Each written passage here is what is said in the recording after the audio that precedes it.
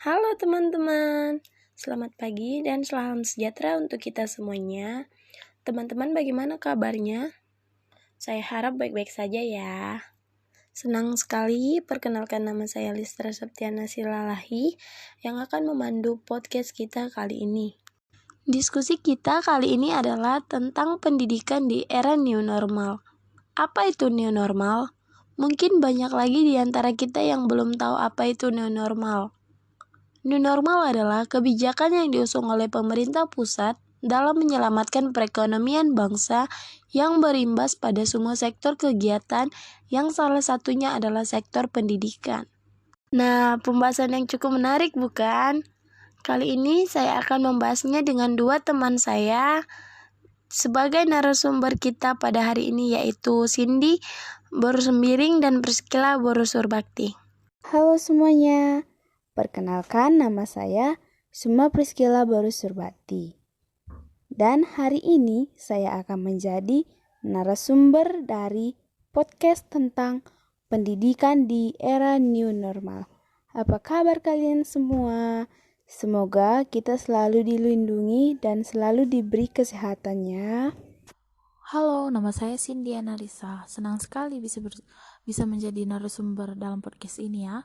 Apa kabar kalian? Semoga kita selalu sehat. Nah, langsung saja ya, kita ke pembahasan pertama. Bagaimana sih pandangan kalian selaku mahasiswa BK terhadap pendidikan di era new normal? Nah, setiap daerah kan kondisi new normalnya berbeda-beda. Jadi kita harus menyesuaikannya dengan daerah. Dan setiap peserta didik juga berbeda-beda. Malahan ada yang senang dengan tidak masuk sekolah dan ada juga yang tidak senang. Mungkin di rumah bukan banyak belajar, malah banyak santai-santai. Jadi guru BK harus berusaha membuat sebuah media sosial mengenai materi yang positif dan menarik. Sebab peserta didik jarang membaca dan jarang membuka buku. Mereka lebih sering membuka media sosial. Dan di sini guru BK bisa memanfaatkannya.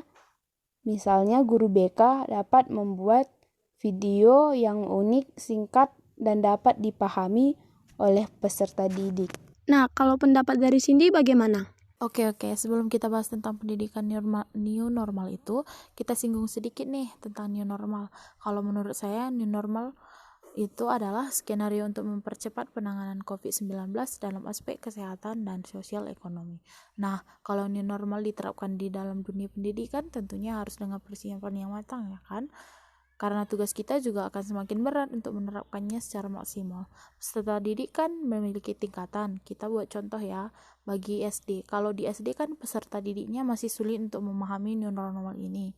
Jadi tugas kita harus membuat mereka paham akan pentingnya mengikuti peraturan selama new normal. Tentunya akan banyak efek negatif ya maupun positif dalam menerapkan new normal. Jadi kita mestinya sudah harus siap untuk menerima hal-hal tersebut dan memberikan peraturan dalam sekolah atau bidang pendidikan lainnya untuk tetap menjalankan social distancing dan mengikuti protokol kesehatan lah tentunya. Sepertinya pembahasan kita semakin menarik ya. Lalu bagaimana sih cara kalian atau bagaimana cara kita selaku guru BK untuk mempersiapkan mental peserta didik untuk menghadapi era new normal ini? Nah, semua kita sudah tahu kan apa itu new normal? Sekarang kita langsung saja ke pendapat tentang pendidikan di era new normal sekarang ini. Yaitu, pendapat saya tidak ada tuntutan yang kuat untuk siswa harus ujian dan harus kumpul tugas sesuai jam, menit, dan detik yang ditetapkan oleh para guru. Karena tingkat pemahaman siswa itu berbeda-beda. Ada yang saat diberikan materi dan dibaca langsung mengerti. Ada juga yang diberi materi beberapa kali dibaca lalu dia mengerti. Dan ada juga sama sekali tidak mengerti setelah beberapa kali dibaca tapi harus dijelaskan baru mengerti. Nah, ini menjadi kesempatan bagi para guru dan kepala sekolah untuk membuat inovasi-inovasi hal-hal relevan untuk kebutuhan belajar siswanya. Contohnya, seperti di saat guru memberikan materi dan sebaiknya disertai dengan penjelasan dalam bentuk video agar siswa dapat memahami isi materi yang diberikan. Wah, pendapat yang sangat bagus dari Priscilla. Ya, saya juga setuju jika kita memberikan materi kepada siswa itu dan menyertakan video. Jadi dengan itu siswa akan lebih mengerti walaupun tidak bertatap muka dengan guru tersebut. Lalu bagaimana sih pendapat dari teman kita Cindy?